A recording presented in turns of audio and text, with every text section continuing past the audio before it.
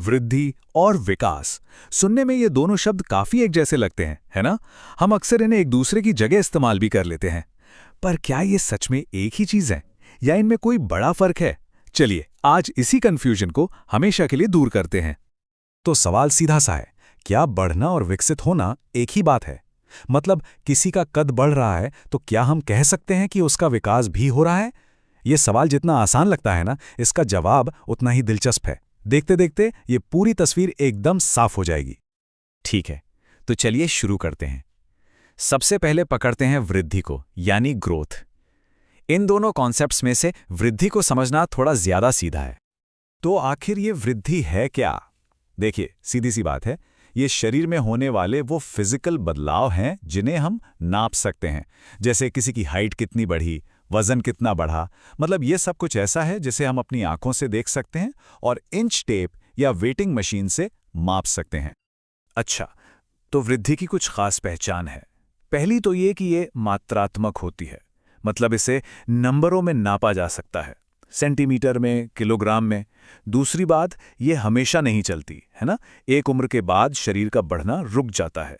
और तीसरी, जो कि सबसे जरूरी बात है, वो ये कि वृद्धि सिर्फ और सिर्फ फिजिकल होती है। तो ये तो थी कहानी वृद्धि की। अब आते हैं इसके दूसरे साथी विकास पर। और यकीन मानिए ये कॉन्सेप्ट वृद्धि से कहीं ज्यादा बड़ा और दिलचस्प है। देखिए, विकास सिर्फ फिजिकल चेंजेस तक सीमित नहीं है। ये तो एक पूरी प्रक्रिया है, एक पूरा प्रोसेस। इसमें जीवन में होने वाले हर तरह के बदलाव शामिल हैं, वो भी जिन्हें हम नाप सकते हैं और वो भी जिन्हें हम सिर्फ महसूस कर सकते हैं, समझ सकते हैं।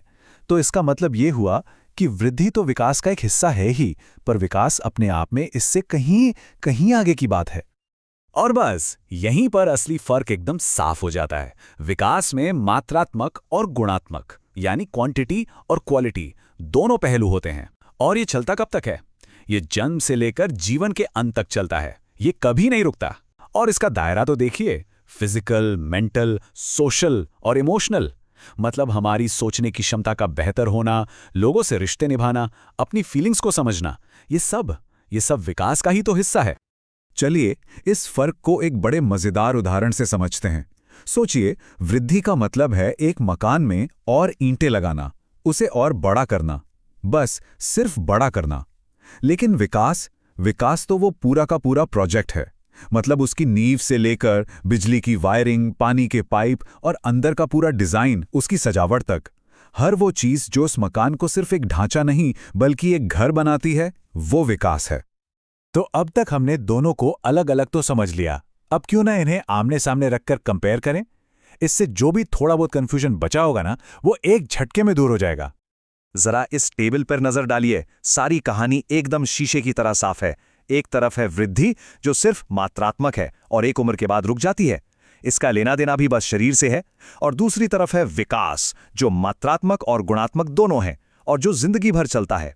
इसका दायरा देखिए, शरीर, मन, समाज, भावनाएं, सब कुछ। और सबसे बड़ा पॉइंट वो आखिरी वाला है, वृद्धि विकास का सिर्फ एक छोटा सा हिस्सा है। विकास वो बड़ी पिक्चर है जिसमें वृद्धि भी कहीं फिट होती है। तो अगर इस पूरी बात को सिर्फ एक लाइन में समेटना हो तो वो ये होगी, वृद्धि विकास का एक हिस्सा जरूर है, लेकिन विकास वृद्धि से कहीं कहीं ज्यादा है। बस ये एक लाइन इन दोनों के रिश्ते को पूरी तरह से डिफाइन कर देती है। तो अब हम लगभग आखिर में पहुंच चुके हैं। तो सबसे जरूरी बात क्या निकल कर आती है? मतलब मेन टेक अवे क्या है? सबसे जरूरी बात बस यही समझनी है कि वृद्धि विकास की एक बहुत बड़ी और लगातार चलने वाली यात्रा का सिर्फ एक हिस्सा है, एक पड़ाव है। ये पूरी कहानी नहीं है। पूरी कहानी तो विकास है जो कभी खत्म नहीं होती, हमेशा चलती रहती है। तो अब जब हम ये अंतर जान गए हैं तो एक सवाल सोचना काफी दिलचस्प हो जाता है ना? कि जब शारीरिक वृद्धि रुक जाती है, उसके बाद भी एक इंसान किन किन चीजों में लगातार विकसित हो सकता है?